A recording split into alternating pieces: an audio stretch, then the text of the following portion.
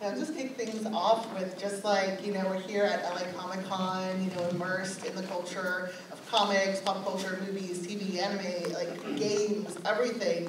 I wonder about accessibility growing up. Like, what were your sort of gateways into the comic book medium as a fan? Like, what was your first comic? And we'll just start with Dani. Yeah, mine was manga, to be honest. Not to be like, flex. I was obsessed with Dragon Ball, as anyone that follows me knows. I have DBZ characters tattooed on me. So that was my introduction. It was just so different than anything that I was seeing. And then, honestly, the comics that I grew up with, I think these are considered, but like the Sunday funnies, like I was, that was me. Like Sunday was pulling out of the newspaper. Gosh, I sound really old right now. I was pulling out of the newspaper like the comics that were in the back there. So that was always my introduction. My parents would always get me the paper, and I would always read all the comics on Sunday, and I would cut them out sometimes and keep them.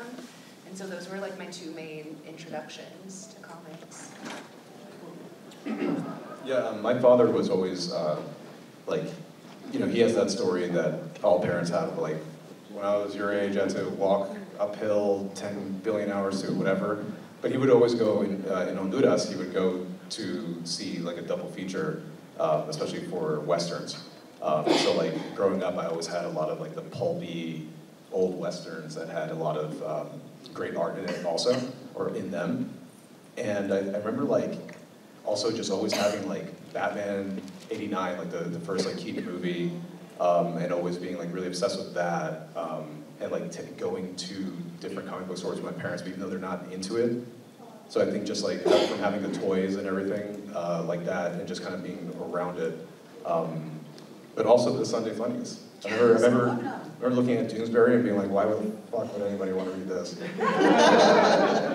And also like Prince Valiant. I was like obsessed with the ones that I couldn't read. I was just like, this is not entertaining. But that was like what hooked me on Spider-Man. Because like seeing those like in 5 panels, getting like a whole first act or whatever. That was always really fascinating to me. I remember Family Circus was just like not dysfunctional enough, and so I'd read it and be like, can't relate. Or just like very Christian, like, yeah. I'm like, what is this world? Yeah. Oh my gosh, so I forgot to introduce myself. I was like, oh shit, I'm everything. I'm Sabina, writer for Io Gizmodo, filmmaker, and immersive storyteller. And my access to comic books actually started with like Free Comic Book Day. My papa would get the whole banda of primos together, and we'd go to Free Comic Book Day and just like come back with like stacks of comics. And it just like really like fed into like my imagination, like Spider-Man and Batman comics. And eventually got really into like the Umbrella Academy. I was a big like My Chemical Romance fan, and like that's the one that I just like really like clung on to. That I started going out of my way to find. So I want to know, what was like the first like sort of franchise or character that you like went out of your way to get something from them, or like like you're like, no, I have to make it on opening day for this thing. That's comic related. That's a great question. I feel like I have a friend in the audience that we would go to like comic book shops all the time and stuff. But I think like it took a long time. I was just like absorbed it somehow and go to the. You have your order on Wednesdays and go pick up the comics or whatever, and even when you have $0. Right. But it wasn't until like once I was on a show that shot at Warner Brothers, and they would have this like insidery art sale. Yes, the biannual Warner Brothers like art sale. Yes, for those of you who don't know, so Warner Brothers. I used to work at Warner Brothers as well. And on the lot, they will bring out literal art pieces from animation cells from Looney Tunes, Batman the Animated Series, Flintstones, Hanna-Barbera. Yeah, Hanna-Barbera stuff, like frames of like comic book sketches and stuff as well, and you could like buy it at the employee discount. And those are always wild. Was there anything you got? Yeah, so that was like, I bring it up because that was the first time that I would look at my calendar every day and be like, when is this happening? I need to make sure I'm like not shooting that day, or like just be like, yell cut myself. Cut, I'm leaving, like to go do this thing. Because the gems there were like, I expected just to see some things I liked, but it was just like, everything is so interesting, because you would see Batman the Animated Series, you would see like Hanna-Barbera, you would see, I ended up getting this like Space Ghost, it was like one of like 200 stencils of Space Ghost where he's like standing there, OG, the ghost. And we're talking like big boxes that you have to literally like sift you're through like yourself. through, Like it's not like, oh, like what we have. No, it's literally like you're digging for and every single thing. You're like, this is incredible. The Space Ghost one like had all his powers, or like where they were like figuring out the characters. So it was like one of the first things that they had drawn. It's like signed by Hanna-Barbera, which is like wild. And like Looney Tunes stuff that I got that were like from shorts that I knew implicitly. But like that was the thing where I was like, I need to go and buy this like Jim Lee, like the full Hush spread, because it's signed by him, and just like as much, like another Jim Lee, like him, when Batman was like kissing, like that famous one of like him kissing Catwoman, and just like, you know, Rogues Gallery I bought, like there was just like, that was the thing I was just like chomping at the bit to do, for sure. Amazing, and I know both of y'all are actors, and you know, being on the Latine stuff was like always a big deal, not just like obviously to make art and you know, get to be there and make that space, but also because we're nerds, we want to shop around the studio stores to see what exclusives they have. How would you say that the medium impacted your life paths, and how did it kind of like, you know, play a role in sort of your journeys? Yeah, it's so wild how much it's like the first time I ever went to a con, it was San Diego Comic-Con, and I was 11.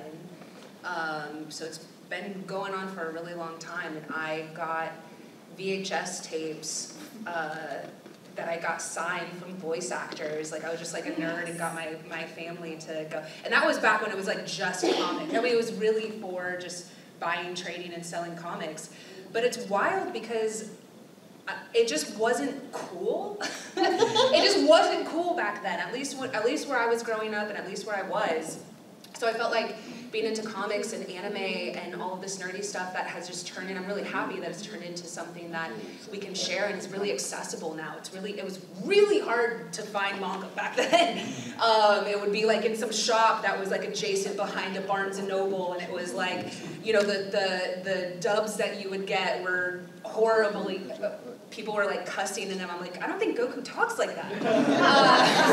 I don't think Goku says the F-bomb. But anyway, so all of the nerdy things that I loved and was unfortunately bullied for a lot growing up became like my strongest point even when you and I met. Like I was hosting a ton and hosting for Nerdist and Geek and Sundry and a lot of these places that I was able to kind of like make my own career path. But it's wild to think like the same things that we were bullied for are like, now I'm doing things that are so much cooler than everyone I went to high school with. It's true. Yeah, I remember going to like the local, I grew up partially in Brooklyn and then formative years more in Northeast Pennsylvania, and the local comic book shop was called The Encounter. And I remember like the moment I was like, I don't know, whatever working age made sense. I think at the time it was like 14 or something. I tried to get a job there, and they were like, no, it's like a family business, only like, you have to be like at least a third cousin or something. It was like so weird. So I was like, oh, one day, like I will work in a comic book shop. Hasn't happened. But it was like, but I thought I was gonna be an illustrator, like growing up, like I thought that's what it was going to be my path. And I went to like the Vogue Tech to study with this guy, Peter Pahumis, who at the time was drawing like Star Trek. He drew Hulk, and we were just like chilling. It's like vocational, like technical school, and he would be like, "All right, so draw panels. This is how like the stories flow and stuff like that." And we're all like, you know, paying attention. And he's like, "All right, draw for 10 minutes." And then like 10 minutes later, he'd be like, "Yo, check out this Batman I just drew." And it would be for like the janitor or the custodian that worked at the Vogue Tech, and just as like a little gift or whatever. And I was just like watching him do that. I was like, this is wild. And then, but I never like connected. Like I thought I was gonna go to college for that, and maybe like forensic illustration, and then things just kind of like really took a hard left turn once I started doing improv and stuff like that. But yeah, that was like the thing that ignited it. So someday I'll work at a comic book shop. Or play someone who works at a comic book shop. Yeah, Yes. Oh my gosh. You know, I'm curious to know more about specifically how, you know, the paths into the industry have evolved as y'all have been coming up in you know, this sort of like world of pop culture becoming so mainstream, and how you feel, you know, it could maybe do better, especially for Latinos in the industry. Yeah, I think, well, one of the things, so before I broke into comics, I broke into TV writing first. So by the time that I wrote Harley and Ivy, I'd written on a couple of Warner Brothers shows that are filming right now. That's how long the process takes to get to actual production. But something that I kept running into was like which I'm curious if you did, you need credits to get credits. Yeah, you have to have done the job to get the job. It's like, it's something that I'm very aware of and why I'm so adamant about I am a mentor in the WGA program, because it just made me so angry. It was like I would meet with showrunners and they would love my sample. I ended up selling my sample, so I know my sample was great. I sold a script to HBO Max. But like they would read my sample and they would be like, this is amazing, you're amazing. We're looking for someone with 2 to 3 years of experience, room experience. And I'm like, how am I supposed to ever get in this room? You know, so that was, and honestly, the way that I got in was by people who just didn't agree with that. They were like, this sample is enough that you know, it's better than some of the people that are currently in the room, you know, and so Amy Chosick, she was a showrunner on 2 of my last shows. She was a reporter for the New York Times, so she wasn't even from TV writing, and so I think she didn't even know that you were supposed to have years of TV writing experience in order to get in the room. And so she read my script and she's like, this is great, you have to be in my room. And we've worked together now on multiple shows, but if she hadn't not known that I needed all of those years, then she never would have taken a chance on me. And that was honestly the same thing that happened with Jessica Chen, who was my editor for my Pride story, was that she read my work, and it was like, regardless if I've ever written comics, you can effing write. I don't want to cuss too much. She's like, you can effing write. You can clearly write. In whatever mediums. I'd done other mediums besides TV. I'd also written in The Good Immigrant, which is a collection of essays. I'd been in animation. It was like I'd done all these things. And so it's really frustrating to me that it's like, I don't understand what more I have to do to prove to you that I deserve to be here. But there are people who get it, and Jessica was one of them. She was someone that was such a champion for me. I guess like for me on the more exclusively acting side of things, it was a thing that I just started thinking about my identity, especially through the George Floyd murder. It was just like, why do I look like I do? Why do, like, my family and I have had a lot of these discussions, because like my father's Honduran, my mom's Colombian, and then where I fall in between, and just being like, as I started acting, I had dreadlocks at one point when I first started auditioning for major commercials and stuff like that.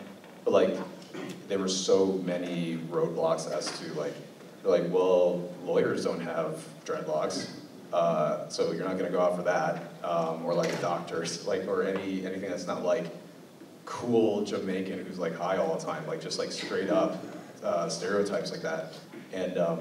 And I remember I cut my hair and then just started like sporting an afro, and it happened to be kind of when people were wearing their hair more naturally. But when it came to the like Spanish-speaking roles and stuff like that, it was another roadblock where they're like, well, you don't look like Ricky Martin, so like, what are you doing here? Kind of like they have like a very like myopic view of what someone from like Latin America looks like. And you know, I speak the language fluently and all that stuff, and I'm 100%. But it was like figuring out like, all right, so what's my thing then? Like, how am I supposed to look something where I don't necessarily look like what people think I'm supposed to look like for that thing? And yeah, just like the right people to be like, none of that matters. You're funny, or you're like really popping out in this thing or whatever. You don't have to be West Indian at all, basically. And I remember like when I first, like by the time I did Lethal Weapon, like I had been fortunate enough to be like on commercials already, and some bit parts in like Colbert and things like that. But booking that show where I played a forensic scientist was really fascinating to me, because I was like highly aware the whole time that we shot like those 3 seasons, just like there's gonna be kids like watching this being like, oh, I could also be a hipster goofball and a scientist, basically. But like look, you know, like what an average or like a random person that doesn't look like they are like an Ivy League person, whatever that stereotype looks like. They hated Lethal Weapon. That's why they're like, this guy, I gotta leave. No, but anyway, it was like, but that's how like, yeah, forging that path forward and just like the right person that's like, none of these things matter that are social constructs that are completely made up. Yeah. And we just think that you're the right person for this thing. For sure, like especially like on that sort of subject, you know, when it comes to like casting or even handling like as a writer, bigger, you know, franchise IPs, it's one thing for us to obviously get the proper representation playing Latine characters in, you know, all these different like superhero worlds, fantasy worlds, sci-fi worlds, but also just another to be also given the opportunity to handle, you know, characters outside of our culture and play characters outside of our culture in reimaginings. What are your hopes for, you know, that going ahead, especially as like, you know, we keep getting all these big phases announced for Marvel and DC and like these different big things that are happening? Yeah, I mean, us getting to write, direct, and act, obviously, for Latino superheroes is really important, but also I'm a big advocate for letting us write non-Latino characters, which I think is great, why I got to do Harley and Ivy. Yeah, like people want to make it the binary. Yes. Where it's like, oh, but you can't go both ways because Yeah. it's not your thing or whatever. Yeah. I'm like, no, ask me about this, please. Like, I want to be in Coco too. I do. Like, let me be in Coco too. But, like, also, like, put me in Toy Story. Like, you know, like, I can do both. I don't... And so that's what I hope, at least, I'm starting to see that more with our directors, our filmmakers, that they're able to not just do things that are in a box. But yeah, so I hope our representation is not just like, okay, but you stay in this little section over here. Yeah, part of it is definitely like having more voices and autonomy in the room, and hopefully getting that trust where you can run with something, and it's not then at the right before the final cut. They're like, you know, there's a lot of like code switching and a lot of like dog whistling too in those scenarios where just like, I don't know, something about this character is like not working. And like you hear those things, and then Yeah. and then you see like you go to congratulate your friend because they just booked this this role in something, and then you see 4 months later after the pilot that they like recast it, and it's like the one that was like a diverse character, and you're just like, what's going on here? And there's like all these weird things that happen, these machinations that hopefully are slowly becoming less prevalent, but there's that aspect of things where like I do think that is happening less, where people are just like, you don't want it to happen for the wrong reasons, but you want it to still happen. So it's kind of, it's not unlike something like affirmative action, you know, where it's like, oh, let's get political real quick. No, but it's like, you want the outcome to be that way, and if it forces people to have to look at it, then you'd rather have that than otherwise not. Right. But it makes you feel like a certain way because you just want it based on merit, but like so many things don't even work like that at all in like our society.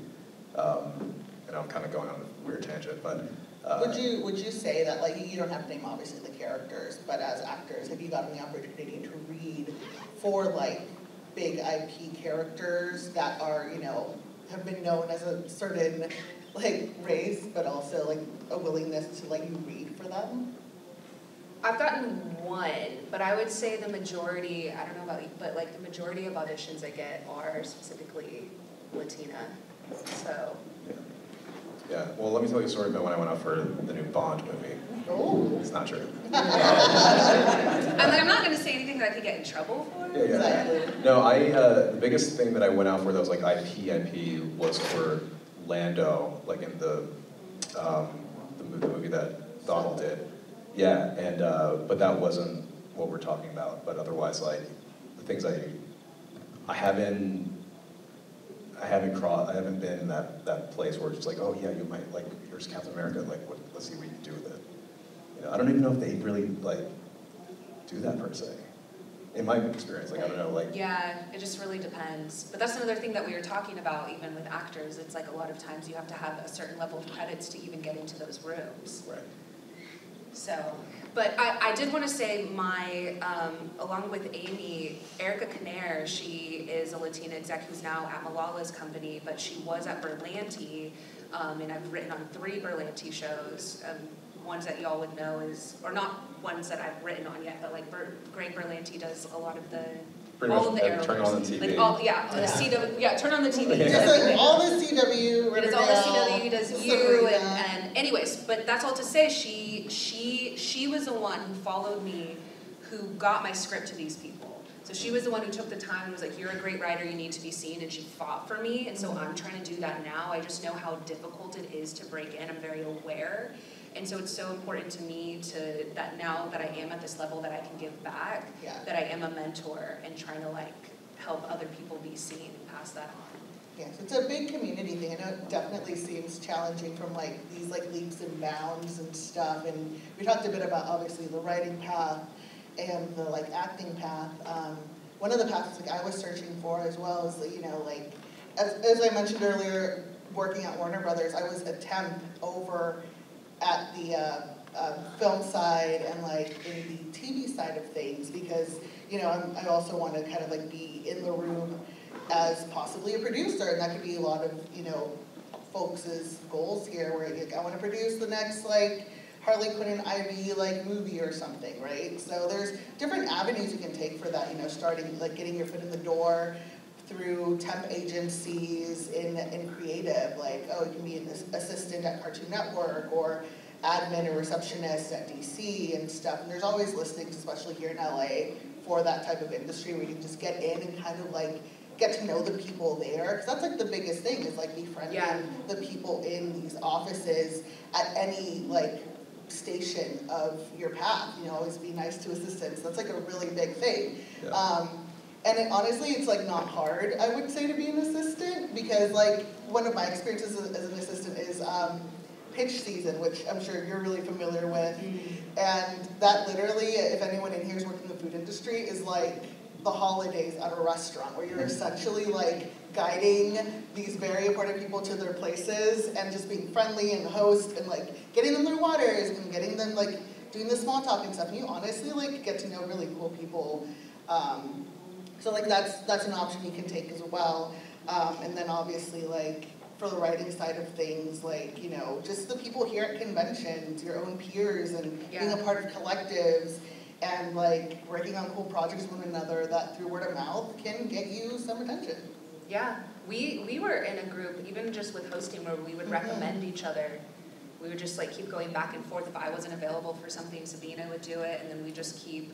I know everyone like when everyone's asking about like advice about breaking in, and we always say like your peers help you, and everyone like rolls their eyes because they want to be friends with like Jordan Peele and like just get straight up there. But the truth of the matter is that you're friends, and you will not always be in the trenches. Exactly. You might start here, but then someone gets staffed. Right. And then they're promoted, and then they can recommend you, and those recommendations go so far. They really do. Also because people in this business are lazy, and they don't want to like. Yeah. I mean, it's so true. And it's like, who do you know that's a script coordinator that can do this? That's ready to start on Monday. And I'm like, oh my god, my friend Sabina, she can do it. Yeah. She's ready for Monday. And they're like, all right. And if you're working hard and they believe you, then they'll believe your recommendation. And you guys just so that's all to say. My friends and I did not start up here. We were like. Embarrassingly, debilitatingly poor and working like 4 jobs. I was a nanny when I first moved out here. I was a caterer. I worked the door at the Ice House Comedy Club. I worked at the front desk at 24 Hour Fitness. I worked everywhere. And all these places like test like a lot of your endurance, which is like a huge thing being in like the industry. It's like it can get real intense. But what I was just gonna say though is that we slowly, now we're all TV writers, now we're all TV, and so, you know, it took some time, but like, my friends that were in the trenches with me became my community who had my back, who when they couldn't do something, they put my name in, and we just kept like rising up together, so. Yeah, I feel like maybe the single most important factor that keeps people out that aren't part of the status quo is that thing of just like, that laziness that you're mentioning of, like, well, I don't know, like, and we just go to the usual suspects, and who do they hire? The same people that get hired all the time. Yeah. And it takes, like, that other person to be, like, you know, really trying to subvert that and, like, go outside the box to be like, well, who do I know? Because that's what accumulates the momentum, because otherwise it's just, like, spinning your wheels in the same way that we have been forever. Yeah. Yeah, and imposter syndrome can be like a very real thing, but like never discount all of like the different experiences and like paths you've taken just in your life, because you never know where like a certain skill that you've just accumulated will come in handy. I always say, Yeah. I always say that, like, based on my personal experience, I'm like, I think you're probably, unfortunately, going to experience imposter syndrome your whole life. Especially if you, at least for me, it's always been like, I love what I do, and I feel like if you do also, you're just always going to be like, you're around people like such as yourself, and it's like, dang, this is wild that we're like just chilling here. Yeah. You know, it's like people that are accomplished, you're just like, oh, you're doing it, but like, what am I? I'm doing whatever. And it's like, and I always tell my friends, especially like actors who feel a little down and out, it's just like, look at your resume today and know that you would have killed for this resume 5 years ago. Even if it's just like a class that you took or something, it's like you didn't do that before. You know, now you're on that path, because otherwise you're always seeing what like other people are doing, and you try to shut that out because it has nothing to do with you. You're in competition with yourself, and like nobody's gonna do your thing the way you can only. And that's like a hard thing that you have to like remember all the time, because that's what keeps you getting thought of or hired or whatever. But when you see a lot of like, especially like out here in LA, where it's just like you're constantly inundated with the Hollywood stimuli, it's hard to navigate that without like being looking at how it reflects to you, and you're just like, well, maybe I'm not working as hard as so-and-so person or whatever. It's like you do what you can to move forward, and not compare yourself to anybody else, because it's like they can't do what you can do. Yeah, I also think that there's probably something that a lot of people in here can relate to, is that what you might lack in experience, what you might lack in your 2 to 3 years of room experience that you need, you make up for in life experience, like hands down, over a lot of the people that you'll run into in this business. Like, you have lived through some things that some of the people that are in this business have never lived through. And that's important. It's not only like your story to tell, but like why I don't have imposter syndrome when it comes to like TV writing specifically. I'm like, have you seen some TV? Right. I tell this to all, yeah, you're laughing because you're thinking of the shows right now. Yeah. You're thinking of certain channels in your head.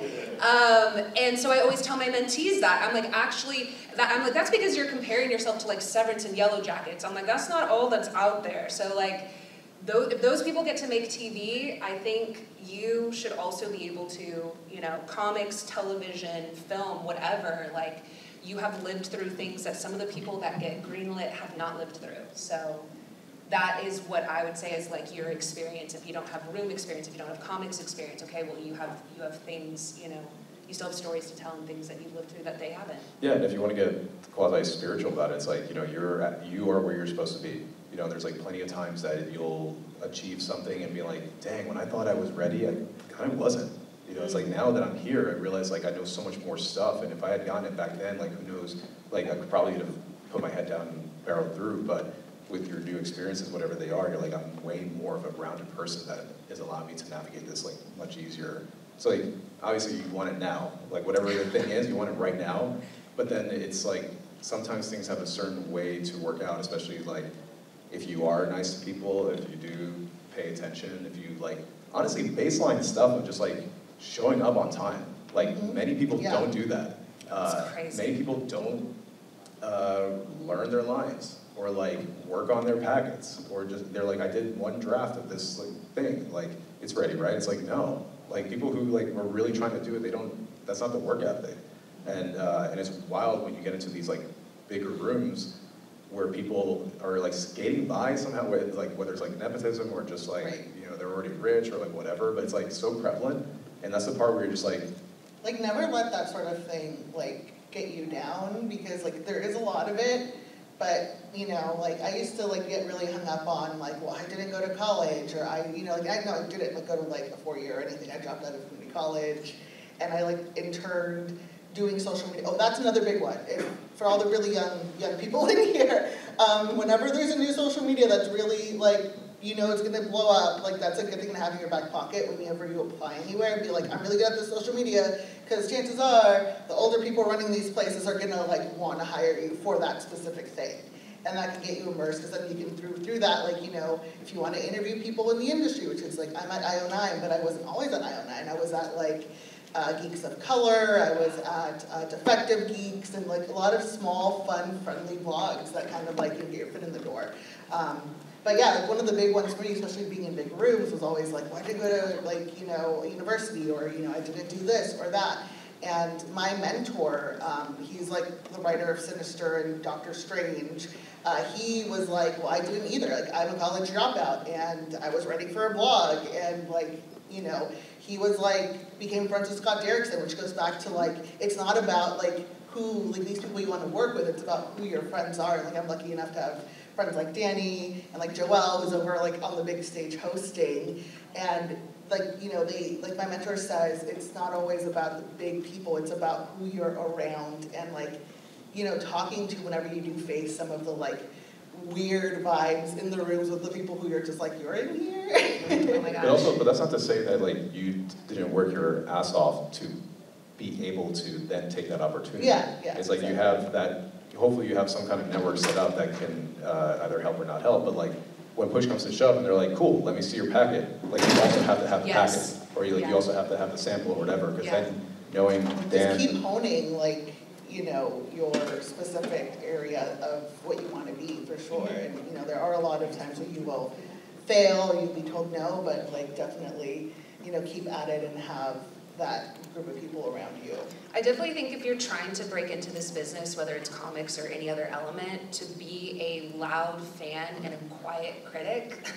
That is one thing I kind of do see a lot of people, especially because we were talking about social media, kind of making a mistake is, you know, kind of crapping on other people's work very publicly. And if that's all you want to do, that's great and fine, but like if you're also, maybe you want to work with them, or maybe you want to work at Warner Brothers or Marvel or DC, I would keep that to yourself.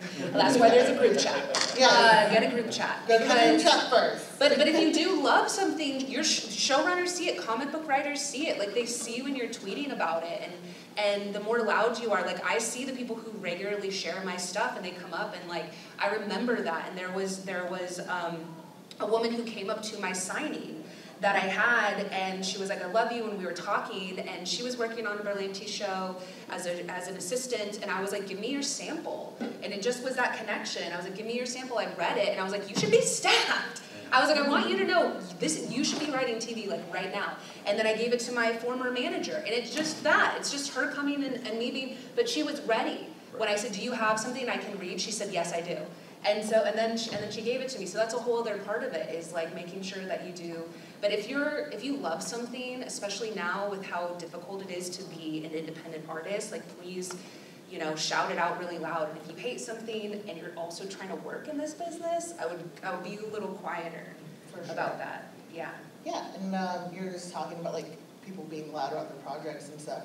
You both have been recently like making shorts and stuff. Can you talk a bit about that process and, you know, what you hope for these projects, you know, to help, you know, continue to like nurture the pop culture environment that needs more voices? Yeah, like I don't know if you had this similar experience, but like I know the genesis of my first short was largely because of my brother who's here, because I was hosting. I'd been fortunate enough to be asked to host the Art Directors Guild Awards, and it's like at the Dolby, not the theater, but it's like the ballroom, but it is where they have the Oscars, but it's like behind it, and there's like this massive room.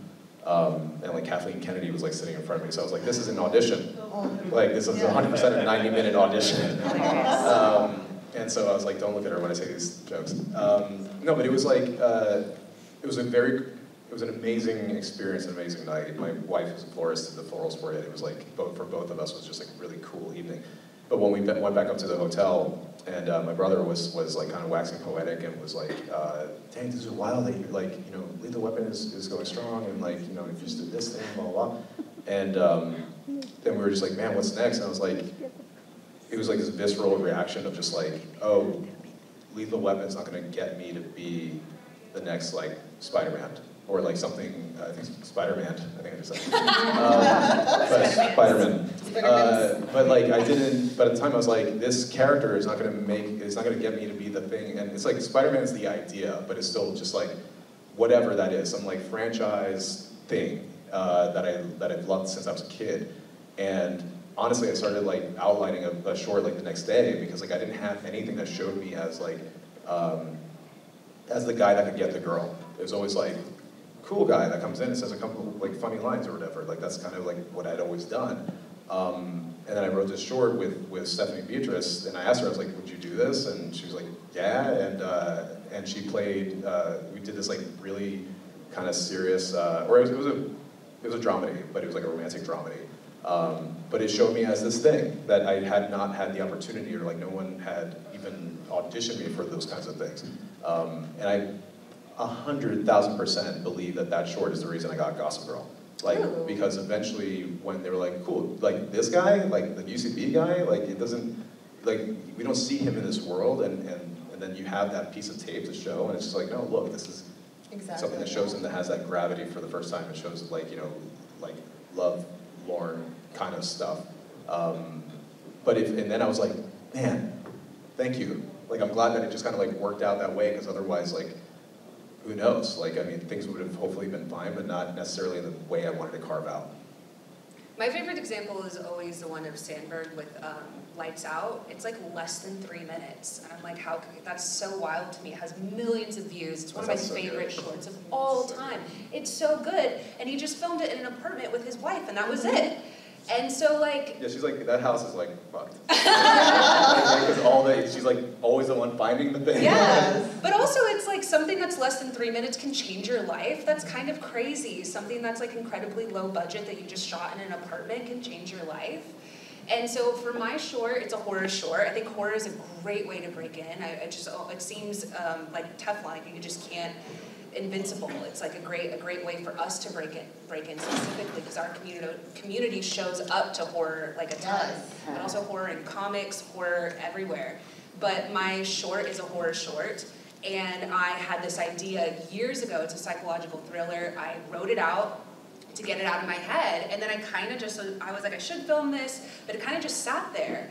And then I had a meeting. I was meeting with a friend of mine, Ben Lopez. He's a producer, and I was telling him, oh, I'm working on this. And I was like, well, I have this short, you know, and I was telling him about it, and he was like, this is crazy, but like, I really believe in this, and I'm gonna give you some of the funding for it.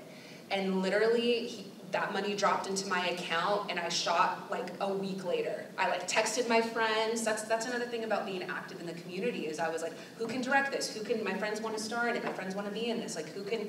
And it was so funny because I shot it last month, and we already finished editing it, and now it's off to the colorist. And that's all to say, Ben hit me up, and I was like, look, if you give me money, I'm gonna do it.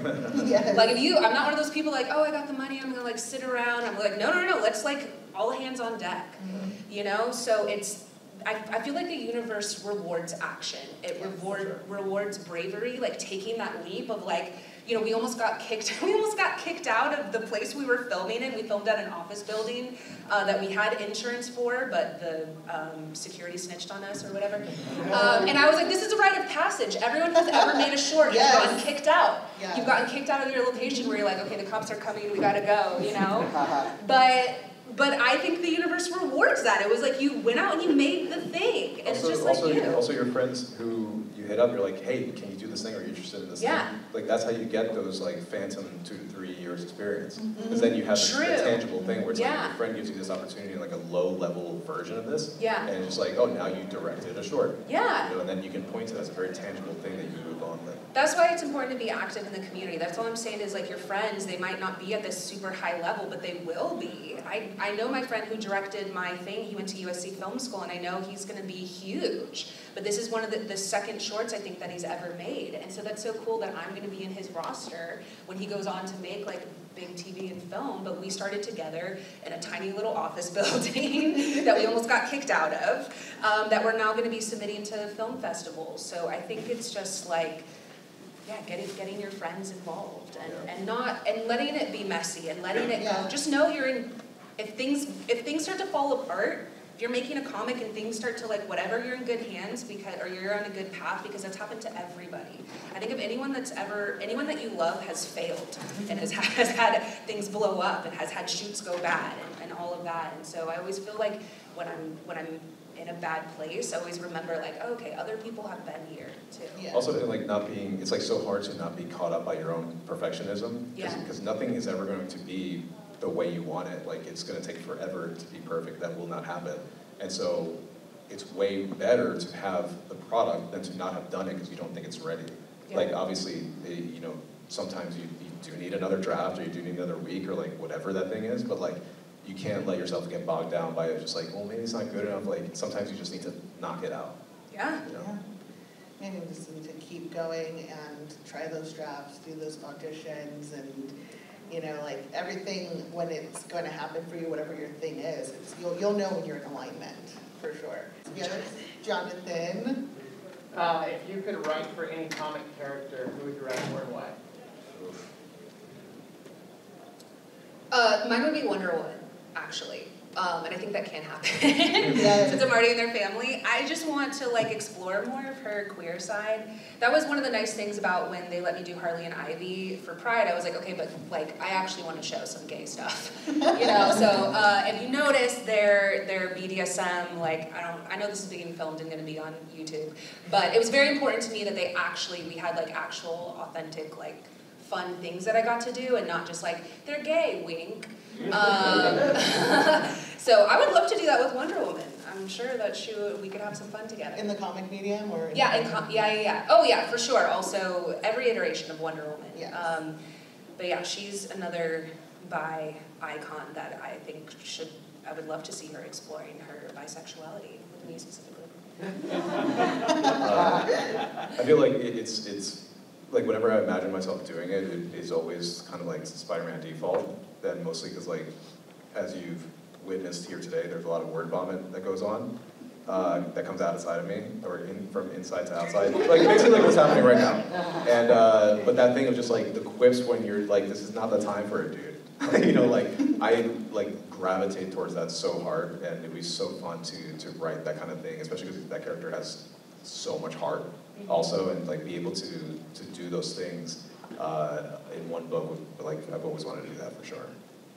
Awesome. I think mine would be Gerard Way's Killjoy's Danger Days. I think that's going to be adapted at some point, and I'm like, I would love to write or direct one of those episodes, just because Umbrella Academy happened so fast. Umbrella Academy was one of those where I was like, they're not going to get to this for a long time, and then they did, and I was like, dang. Yes. Any other questions out there? Maybe? Hello. Yes. Yeah. So I think lately there have been a lot of characters in comics, just on TV, who either been reimagined as Latin or have had a part of their culture that was probably Latin to begin with, but we didn't really pay attention to it. Talking about Wednesday. But anyway, you know, I'm wondering if there's any characters that you can think of that would be either interesting for you to bring out a Latin side of them that is, you know, maybe been present that hasn't actually been explored, or even, I don't know, rewrite a character. Yeah. That's right. No, I was just going to say briefly, like, for me, something that's so, that obviously touches all my nerves specifically is, like, the Afro-Latino side of things, where it's, like, the amount of people who are Afro-Latino, you have no idea, is, like, super prevalent. And so, like, and that's something I'm like, slowly talking to the showrunner of Gossip Girl about, where I'm just like, you know, this character I play is, like, we don't know anything about what his, like, ethnicity is really. Like, we know that he's black and that's it. You know, and so that can mean a lot of different things. But I feel like when you were talking, I was like, dang, like, what if Luke Cage was like, you know, like from, you know, like Ecuador or something like that, or like his like grandfather or something, you know, and it's like, and that could easily happen and has. It's just that nobody, it's such a thing where because of how people look at the world, they just don't, they're like just barely now seeing those things and those different shades. And so people love it, because like, for example, I mean, Lupita's not Afro-Latina, but like, in Black Panther Wakanda Forever, she just busts up excellent Spanish. Excellent Spanish, Excellent. and everyone was like, yes, that. Yeah. Also that the indigenous side of things, like, you know, something I talk with like Stephanie about all the time, and hopefully we can work on, that we want to do this like documentary about colonialism in Latin America, because like that's, people like don't really talk about it for like what it was. Because I remember getting really angry one day and just being like, we shouldn't even talk Spanish. Like, what do we even talk Spanish? Because it's like, we shouldn't, you know? And it's like, and all the cultures that were like decimated in that whole continent, and all the different languages and stuff like that, that just like assimilated hard to the Spaniard side of things. But with that, it's just like, there's so many of those like indigenous cultures, like I met Tenoch, I went to the Black Panther premiere, and I was like, almost crying when I met him. I was like, I was like, and I'm getting chills thinking about it now, I was just like, dude, I've never seen, like, I've been to Chichen Itza, and I've been to, like, Copan in Honduras, and, like, seen those, like, ruins and stuff like that. And I've never seen that on a screen ever. And when you see, like, the pyramid poking out, and, like, the lush, and everything was, like, functioning. Yeah, it's so intense. My abuela, who passed away, she's from the Otomi tribe, and I grew up with her singing me Otomi lullabies, like, over the phone, because we weren't really able to go visit them. And so when you hear, like, the language, my language in Wakanda Forever, like, I just got really emotional. I told the cast, I got to interview Mabel Cadena and Alex Libanelli for IO9, and I was like, you know, to see that happen was just so emotional and incredible. Did you have a thing where like, because my mother's also, like, or my father, man, that's a whole other thing. I was going to talk about, like, the indigenous side of my family, but, like, did you have that thing in watching it where, like, I had a really, like, weird experience with, like, loving what I'm seeing, but then also grappling with, like, I understand story-wise why they're temporary villains here, but I'm like, I get it, I understand the math of it, but I still was kind of, I felt funny. Something about it was just like, I wish it wasn't, I'm so glad it's happening. Yes. But something about it was just like, I wish that he wasn't also, like, the chief villain in this way, and then had to, like, have his, like maybe not a comeuppance, but just, like, come around or whatever.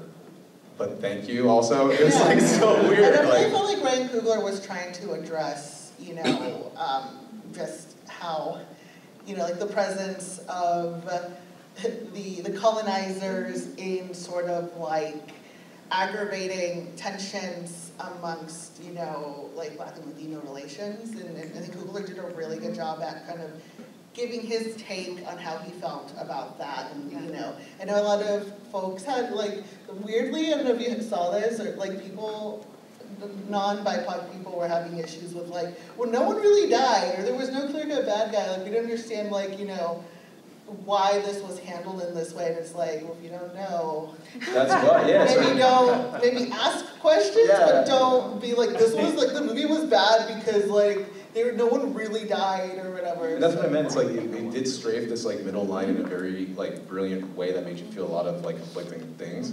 But it is that thing where it's like someone could watch it and be like, this guy's clearly bad. He deserves to die. And that's the part that makes me feel weird. But then they do. I mean, he kind of deals with it in a way that's, like, fine. It's just like there is a lingering thing about it. For sure.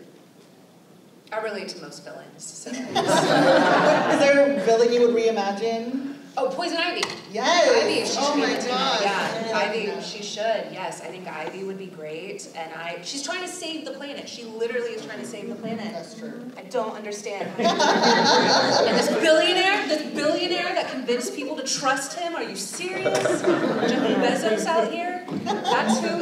Anyways, yeah, she should. And you know what? I feel like she will.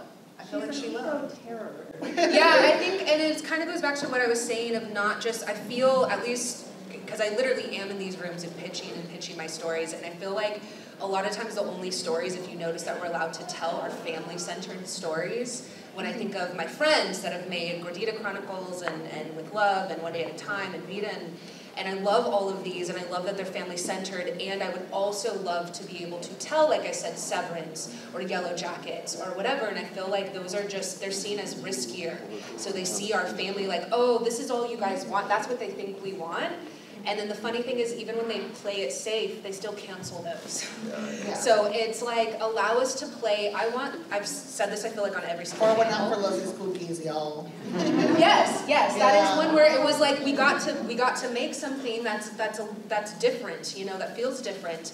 But I want to be able to have the full range of everybody else. If I want to do a sci-fi that has nothing to do with my family, I should be able to do that, and it doesn't mean, you know, that I'm any less Chicana. Doesn't mean anything. It just means, like, I want to friggin' fight space aliens, and, like, doesn't necessarily have to be about my immigrant family. I think we get really, I think we get really hung up with, like, the Somos Latinos thing, because, like, I think that's probably the chief, like, most, like, the largest barrier where it's like and last time I did a NHMC thing, this came up, and it was kind of like a flashpoint, because it's like we have a very difficult time talking about racism within our own communities. Yeah. And it's often then it's like, well, who even gets to be a Latino?